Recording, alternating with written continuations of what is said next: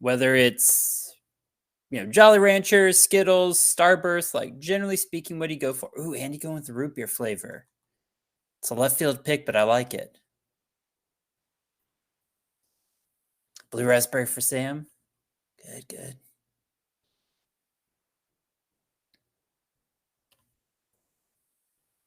Lime for Jason. I think I might go with watermelon. I feel like watermelon is like the most consistently good.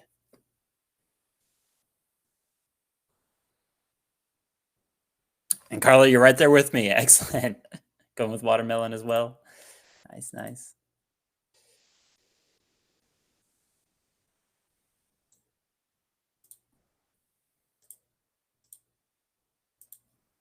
Excellent. Feel free to share other picks, but we'll go to the vocab side here today. We're going to continue looking at economic policy today. And thanks, Noah, for letting Keegan know. Probably needs to refresh. And I like your answer. Blue anything. If it's blue raspberry, blueberry, whatever. It's good. So we're going to continue to look at economic policy today.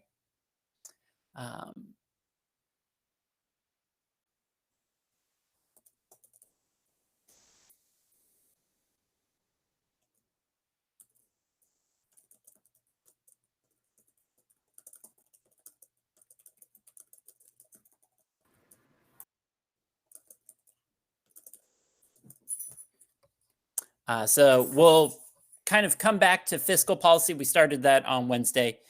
We'll also talk about the concept of a deficit and surplus, and then we will get into monetary policy, which is significantly more complicated than fiscal policy.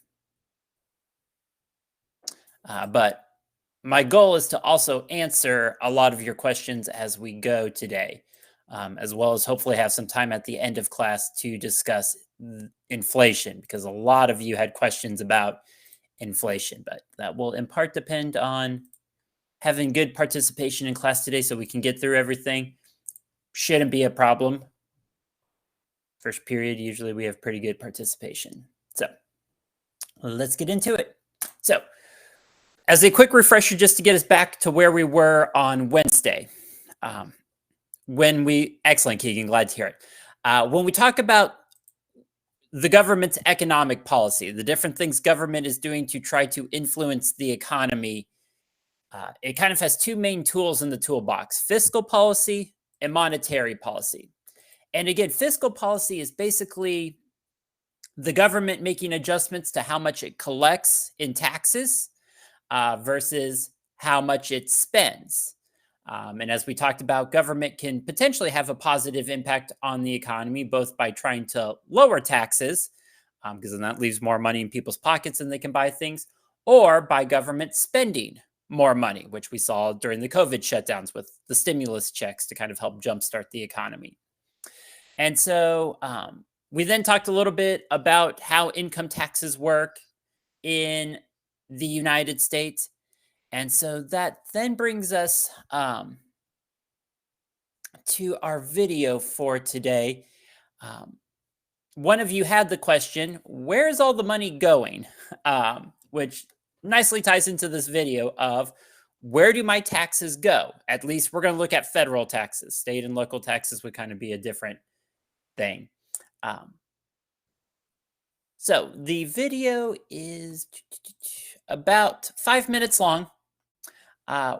While you're watching the video, ideally, if you had a piece of paper out or typing something up on a Word document, but just jot down anything that kind of jumps out to you as being significant or maybe just surprising. You're like, oh wow, I didn't realize that's how it worked. Because then once we're done watching the video, what I'd like you to send me as a private chat message is just, what was the takeaway from the video? What is something that jumped out to you as being important or surprising? So with that, then let's get the video going here. And enjoy.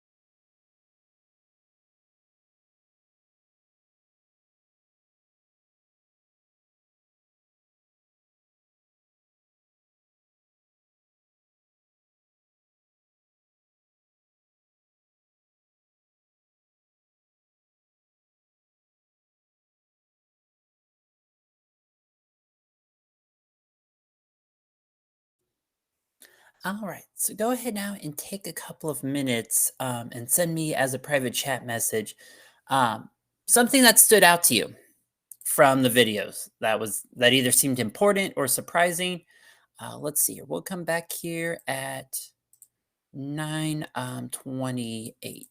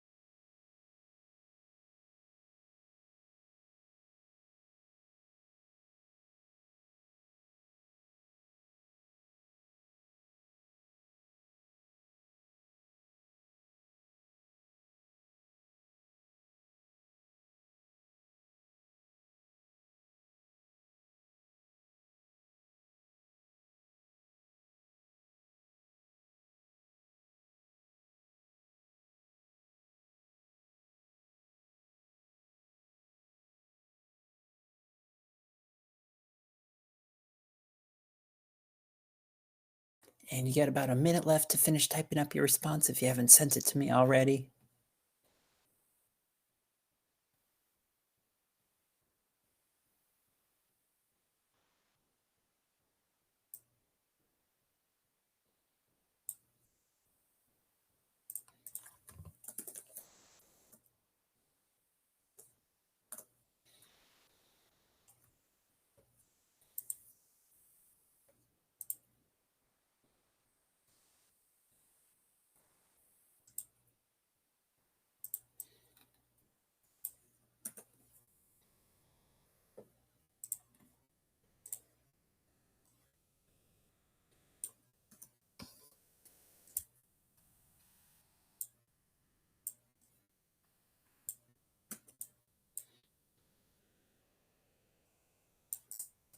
All right. If you're still typing up your response, that's okay. Finish it up. Want to hear from you as always. Good, good. A couple people here getting it right at the last second here. Let me get you onto the whiteboard.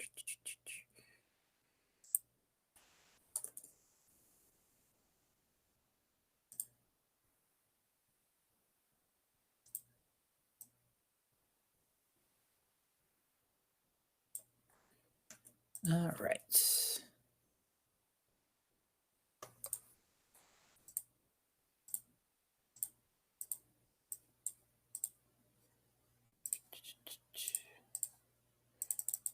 There we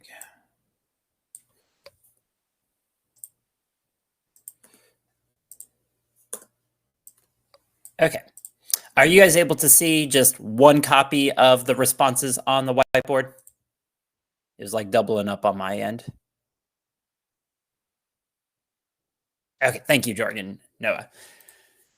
Excellent. So a lot of really good observations here. There's kind of a lot to look at here when we look at taxes and what all do they exactly do. So for some of you, kind of part of the surprise was in how taxes get collected. And again, there's a variety of taxes that exist in the United States. We're primarily looking at the federal income tax. Um, and so, yes, generally speaking, when you have a job, just a certain amount of taxes gets taken out of your paycheck. And essentially, that is the big pool of money that government then has to work with to spend on the different things that government needs to spend money on. Um, as some of you noted, um, a big chunk of tax dollars that are collected ultimately goes into um, health and old age insurance. So when people reach an older age, they can enroll in what's called Medicare, which is basically a government provided health insurance program for the elderly. The idea being that, when people are older, they probably are no longer working, so they don't, easily have health insurance. And so the government steps in and helps provide that. But that costs a lot of money, especially because elderly people tend to have a lot more healthcare expenses than younger people. So a big chunk of our taxes goes to that. But the benefit is that, when we get older, we also have access to that program. Same thing with Social Security. Um, those are two programs for the elderly to kind of help people retire, um, but it costs a lot of money. So that's a big chunk of our taxes right there. If we look here at the pie chart, it's a big piece of the pie.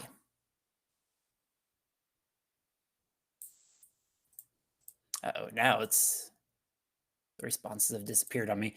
We'll just go ahead and we'll stay on this slide then. We can then see additional health programs like Medicaid would be a big piece of the pie. That is a health insurance program that exists for low income Americans,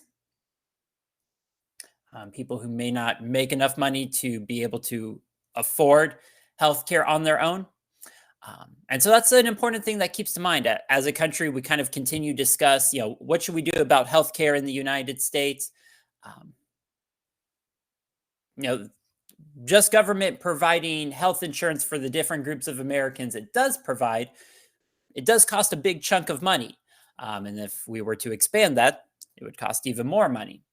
Then we go up to defense here, which is the biggest chunk of what we call discretionary spending, meaning the government can theoretically adjust it year to year. Things like Social Security and Medicare, government can't really adjust its spending on those things. So those are kind of set programs. You would have to actually change the law if you were going to change how much money government spent on those things. But all these other things can shift year to year. So these numbers wouldn't quite be the same today. I think this video is about 4 years old at this point, but things haven't dramatically shifted. So defense is a big chunk of the government's discretionary budget. And we'll talk more about defense spending next week as part of foreign policy. Then we get into national debt, as we're going to look at here in just a minute. In our modern era, government tends to spend more money than it collects every year, which ultimately means it is collecting debt to pay for those additional expenses. Well, just like when you take out a loan to buy a house or to buy a car, you then have a monthly loan payment. Government basically has the same thing, that every month it has to make its debt payments so that it doesn't default on its loan, meaning it's out of compliance with paying back its loans. And you can see that's become a sizable chunk of the budget over time. And so then another comment several of you had was kind of surprise at how small other parts of the budget are. As we get into things like food and agriculture, transportation, education, science, those ultimately make up very small pieces of government spending, compared to these other bigger pieces of the pie.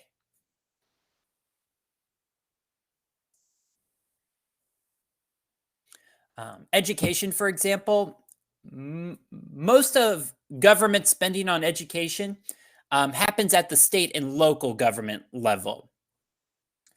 So, for example, it's our state income taxes that pay for like the majority of students to go to school in Indiana. But yeah, Jorgen, that is a policy discussion that to have as a country is, are there parts of the budget that Americans would like to see government do more with, or less with? So maybe more going to education, or more going to food assistance. Absolutely. And that brings us to a really good point, because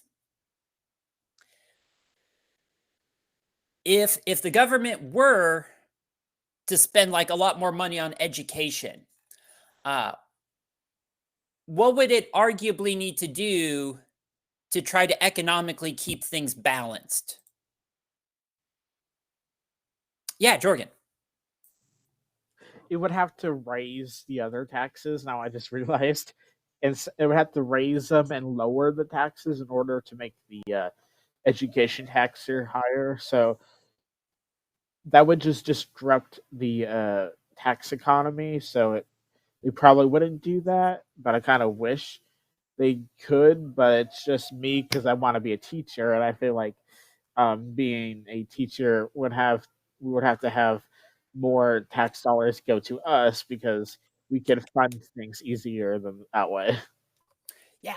So essentially, there's three different things government could do if it wants to increase its spending on an area. One, as Jorgen mentions, increase taxes. If the government's going to spend more money, theoretically, it should also collect more in taxes to balance that out.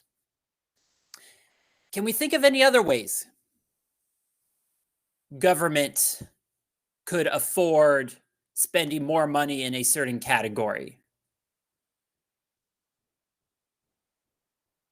Definitely raising taxes would be one option, and that's probably the one that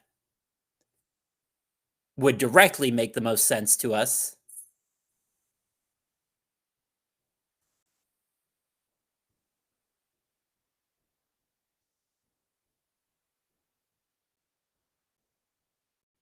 And then, Jorgen, did you have another thought, or is your hand still raised from earlier? I had another thought. Yeah, go ahead.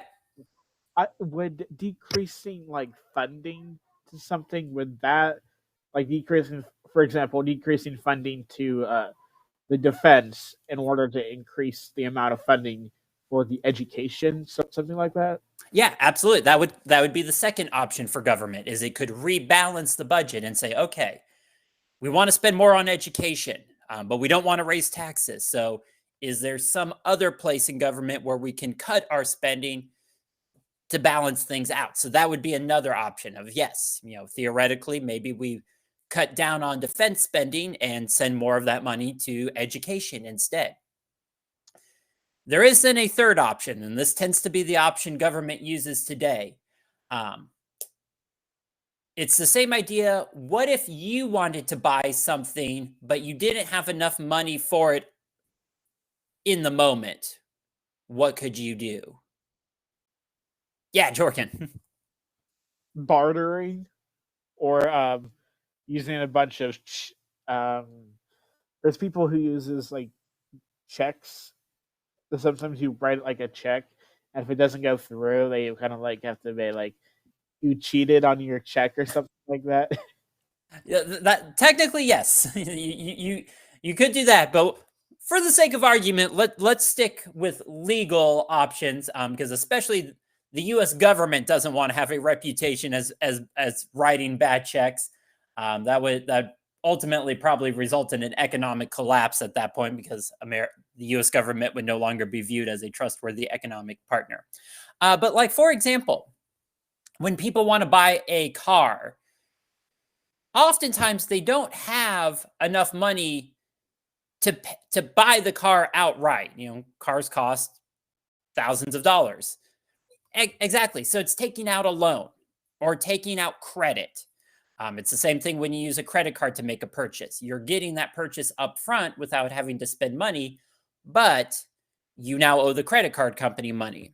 So essentially, the government can do the same thing. if it wants to spend more money on something, but it didn't collect enough tax dollars that year for that spending, it can take out loans through different banks and financial organizations. Um, and that's typically how the government operates today. For example, when the government did send out those COVID stimulus checks, that was government spending a lot of money that it didn't collect in taxes. Ultimately, government took out more loans to pay for all of that. And so at the end of each financial year, government is in one of two situations. And Jorgen, to your question, that's what this piece of the pie is right here. This national debt section, that is the government making essentially its monthly loan payments to the different financial organizations that it owes money to.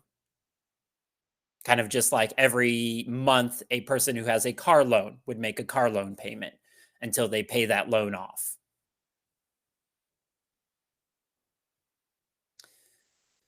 So, if at the end of the year, the government spent less money than it brought in taxes, that's what's known as a surplus, which means government has money left over. If, on the other hand, government spent more money than it brought in and it had to take out loans to cover those additional expenses, that is what's known as a deficit. So a surplus is at the end of the year, you got money left over. A deficit is you spent more money than you brought in. You had to take out loans to cover the difference.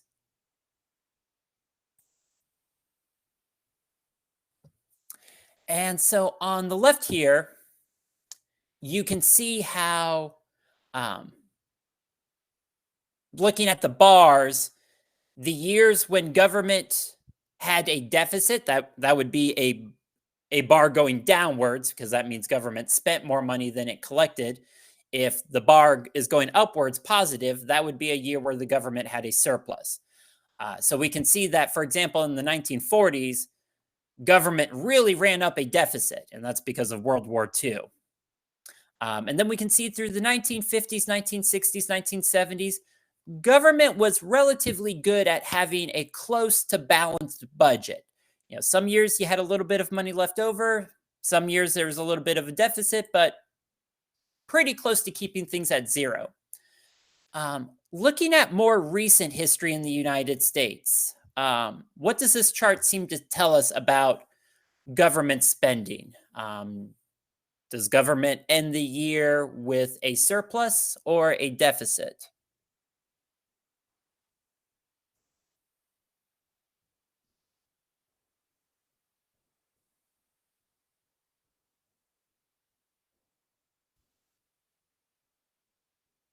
Yeah, excellent, Jorgen and Andy.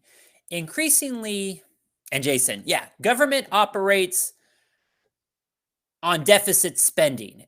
You can also see that here on this chart. The black line would represent how much money the government collected in taxes. And then the colored sections behind it would represent government spending.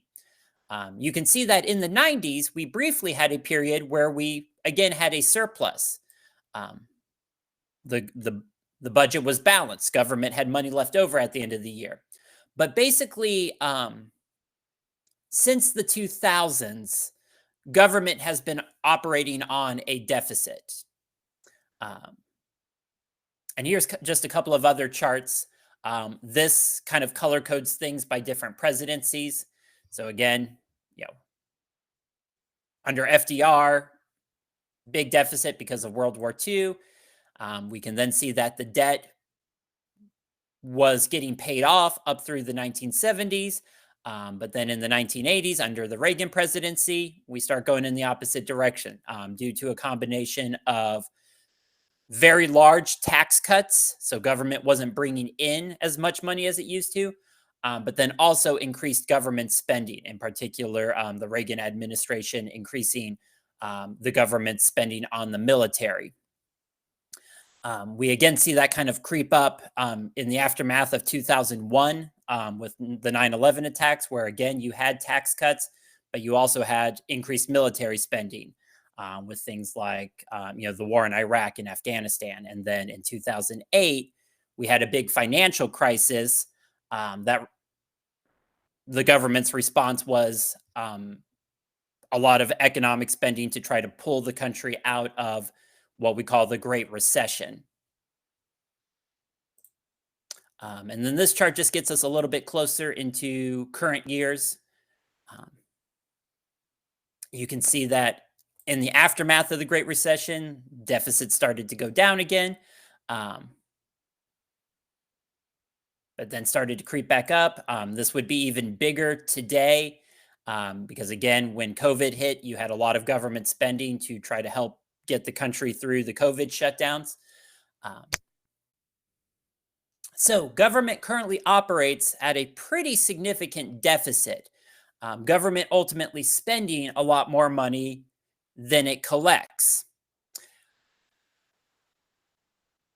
And so, if you were theoretically going to try to balance the budget, what might be some things government could do? If government is spending a lot more money than it actually collects in tax dollars, what might be some options government could do to try to kind of close this gap?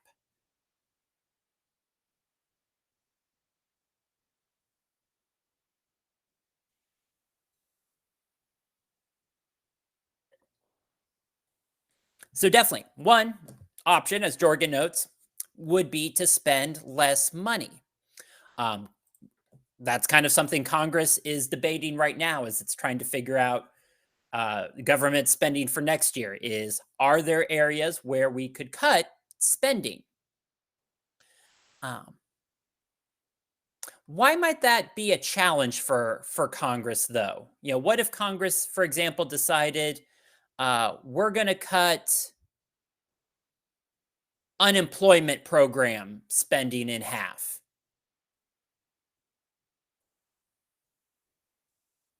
Would there be any potential consequences to that?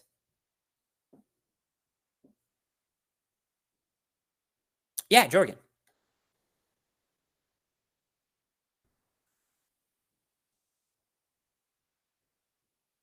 I want to say it has to deal with yeah, places would lose funding, and then my family, some of them are unemployed. That would make it where we would be struggling with things. My dad is unemployed, but he gets funding through Social Security. Now, if they were to cut Social Security and unemployment funding, then that would make it where my dad doesn't won't have any money, but only money for any money, but only money for things like Medicaid, and Medicare, because those are already provided from the government. But if they were to cut those down, then since I'm on Medicare, would lose the opportunity to go to the doctor and stuff like that. Yeah, I really appreciate you sharing that, and it ties into Keegan's comment of, well, pretty much anything you pick here, there are going to be people who are going to be really impacted by that. If, for example, if we cut unemployment program spending, yes, that would save the government money, but that's going to mean that for those Americans who are currently on those unemployment programs, that's really going to disrupt their situation. They're suddenly going to be scrambling, trying to figure out, how do we cover our expenses? We were kind of expecting, this unemployment program to still, be there to support us next year. So that tends to be one of the big challenges for Congress whenever it's debating cutting spending is, well, no matter kind of where you pick to cut spending, you're probably going to upset people. And if you really upset people, that might motivate them to vote against you in the next election.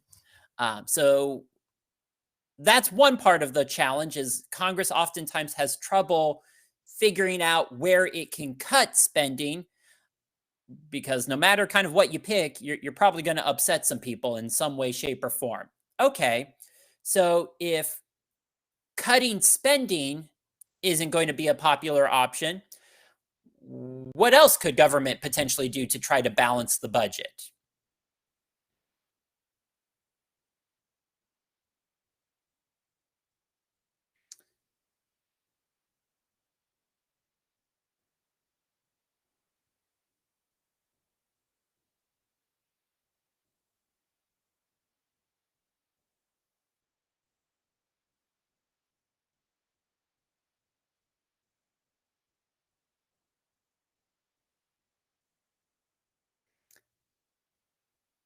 If government is spending more money than it collects, and we're not really able to find anywhere where we can cut spending or lower spending, what else could we do? Or what else could government do?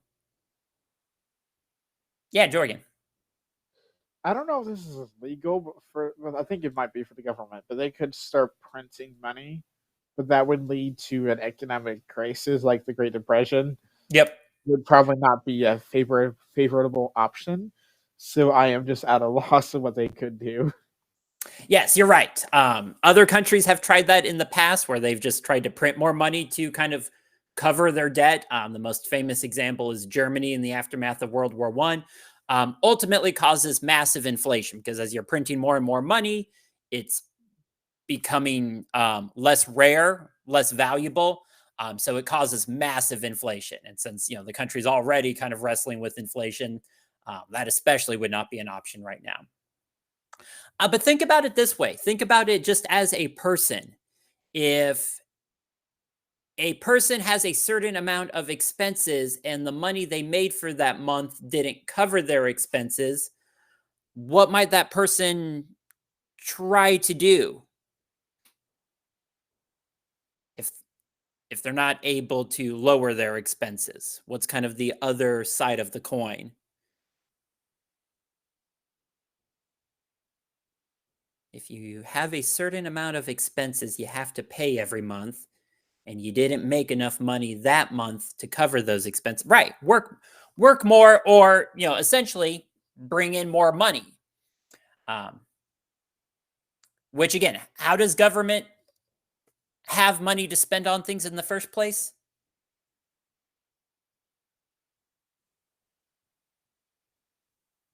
Right, taxes.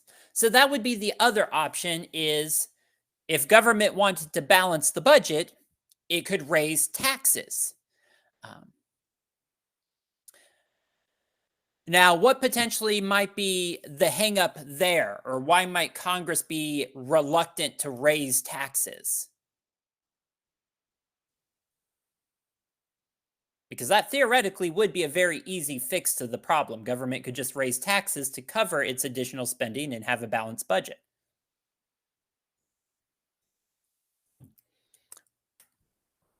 But yeah, then that starts to raise questions on okay, on who or what are we going to raise taxes? If we, for example, raise taxes on low income people, um, that's going to put a big financial strain on them. May not be able to afford it. Um, they might get very upset that their taxes have been raised. Because as we talked about the other day, ultimately taxes are important. It's how government has money to do all the things government does. But people as individuals oftentimes don't like to see their own taxes go up. And so Congress also kind of gets nervous about doing that. Members of Congress are probably afraid that if they raise taxes, that's going to result in people voting against them in the next election. And so our country's kind of found ourselves in a stuck position where Congress has trouble figuring out where to cut spending because that's going to be unpopular. Congress also tends to avoid raising taxes because that also tends to not be popular. And so as a result, Congress continues to borrow money to cover government's spending. And that's something government can definitely do in the short term. Again, we did it during World War II, for example. that does make some people nervous if government is doing it for an extended period of time and for such large amounts. Um, is that eventually going to create a situation where government has collected so much debt that it's no longer sustainable? So that is very much something Congress is currently wrestling with. It's one of those things where a lot of people recognize it's an issue.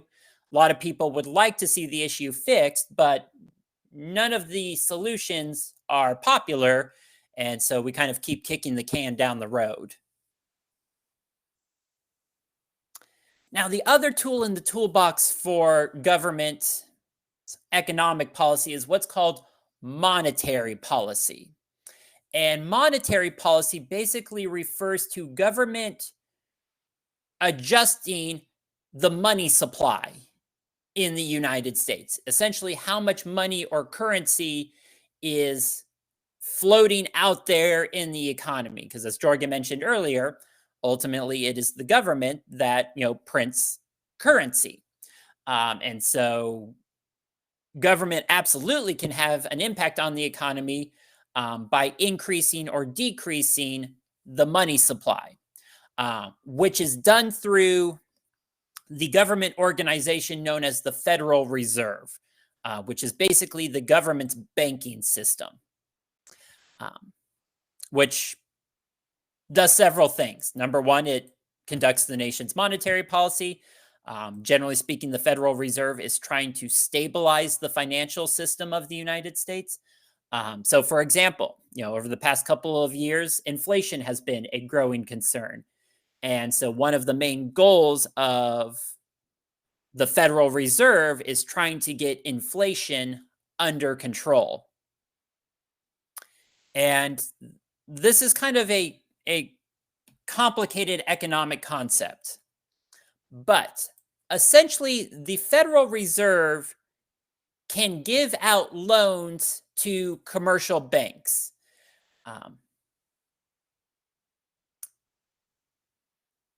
And commercial banks then use that money from the Federal Reserve to give loans to everyday people and businesses. So, for example, when you take out a loan to buy a car, the money you're getting from your bank may actually be money that came from the Federal Reserve. Now, when the Federal Reserve gives money to banks as loans, it can adjust its interest rate, how much the government is charging banks interest for those loans. And generally speaking, when the Federal Reserve increases its interest rates, making it more expensive for commercial banks to take out loans, commercial banks then do the same and increase the interest rates they charge us to take out loans. And so in that regard, the government can essentially adjust how cheap or how expensive it is for us to take out loans, to buy things like cars, houses, start up small businesses, things like that. So, traditionally, the economic philosophy is if the economy is doing well, meaning we're going through an economic boom, all right, the economy seems to be doing well enough on its own. What then becomes the concern is inflation. Is the economy growing too fast? Is that going to cause a lot of inflation? And so generally, we see the Federal Reserve respond by reducing the money supply by increasing interest rates. And so that's what the Federal Reserve has been doing recently. Is the Federal Reserve is increasing interest rates, basically making it more expensive to take out loans, which discourages people from taking out loans. So we don't see as much spending going on in the economy. That's kind of like tapping the brakes on the economy, trying to slow things down a little bit so we don't have as much inflation. So for example, That means if a person was going to take out a loan for a house today, significantly more expensive than it was just 3 or 4 years ago when interest rates were very low, because people now have to pay a lot more money in interest payments every month. On the flip side, if we're in an economic recession, if the economy is slowing down, we're starting to see unemployment creep up, then the Federal Reserve would respond by lowering interest rates, which would make it cheaper to borrow money. That would help encourage people to start taking out loans again. Arguably, it's like hitting the gas pedal on a car, speeding the car up, trying to get it going again. So that's the basic concept behind monetary policy. That kind of comes down to the Federal Reserve and it raising or lowering interest rates to kind of influence the amount of money that is being spent or is circulated in the economy. Now, I wanted to take a couple of minutes to talk about inflation because, as you guys can see, there were a lot of questions about inflation. So first off, just to make sure we're all on the same page, what are we talking about when we talk about inflation? Like, how would you maybe describe that to someone who wasn't familiar with it?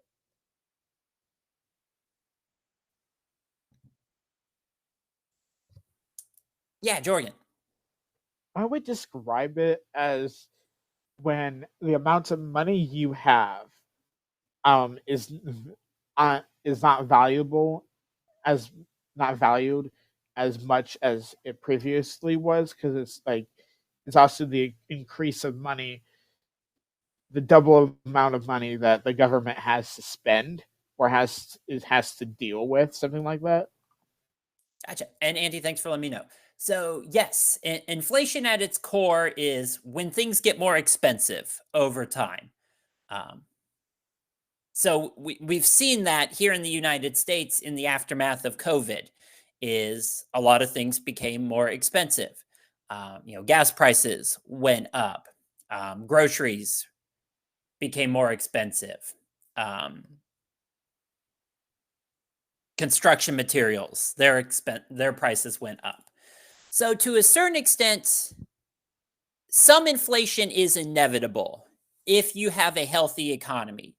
That seems to be part of the price of having a successful economy. Is that as a country's economy grows and people are spending more money, prices tend to creep up over time. Because businesses look and be like, oh, okay, look at all this money people are spending. People have all this money to spend. We can maybe afford to raise our prices a little bit. Um, you know, and people are still buying so much stuff. They'll keep buying things.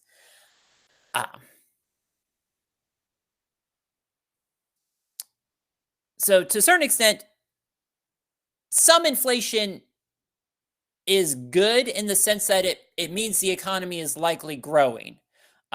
Like, as much as it might sound great if we had deflation, prices drop, that would probably mean something very wrong is happening with the economy at that point. So while it might at first sound good, like, oh, good, prices are going down, that probably means like businesses are really struggling, people are losing their jobs, like you'd be going through something like the Great Depression. As far as then, why do gas prices keep going up and down? It's a variety of things. Ultimately, the government does not directly control gas prices. Gas prices are set by gas companies, and just like any other company, they can choose to raise or lower their prices as they see fit. Now, several things factor into that. The price of oil and how much oil is being sold around the world can have a big impact. So, for example, when a major oil producing country like Saudi Arabia decides they're going to cut back on their oil supply, that can ultimately result in raising gas prices here in the United States because not as much oil is being sold. Oil becomes more valuable or more expensive as a result, raises the price of gas. Also, it's tied to demand. During COVID, gas prices were so low because people weren't driving; everyone was staying at home. So people weren't buying nearly as much gas as they normally did. Um, that caused gas stations to lower their prices to try to attract customers to come to their gas station when they did need to buy gas. Uh, so then, as far as this question, and I see we're about out of time. If you need to go, you can go. Um, how could our government let their people go through such a high increase in pricing on daily necessities? So it's not something government wants to happen because obviously it's unpopular. Um, but again, here in the United States, we're a capitalist economy. The government doesn't directly control prices. If a company decides it wants to raise its price 50%, it is free to do that. Um, and so when we talk about prices going up, that is ultimately decisions made by businesses, not the government. Now, government can try to do things to encourage inflation to slow down, again, like raising interest rates. Um, but government itself has no direct control over prices in the United States. If businesses decide they want to do that, they can do that. So we have seen inflation go up, as you can see here. Um, but that's not unique to the United States. Basically, the entire world experienced inflation after COVID. And in fact, when you compare the United States to a lot of other Western countries, nowadays the United States is actually doing significantly better than the rest of the world. A lot of other countries still have high inflation rates. The United States has gotten its inflation rate um, pretty close to kind of where we would normally expect it to be. Um, so hopefully that answered different questions about inflation. Obviously, if you have others, stick around, let me know. Otherwise, hope you have a great weekend. Don't forget about doing your weekly reflection. Um, I will see you back here on Tuesday. Yeah, Braden, go ahead.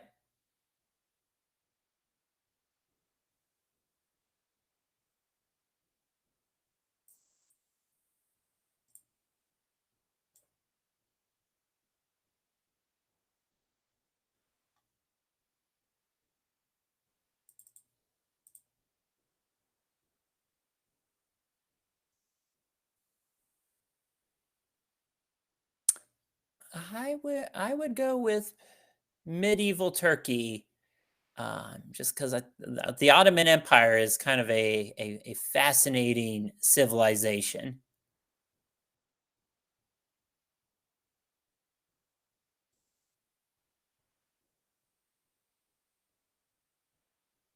You're welcome.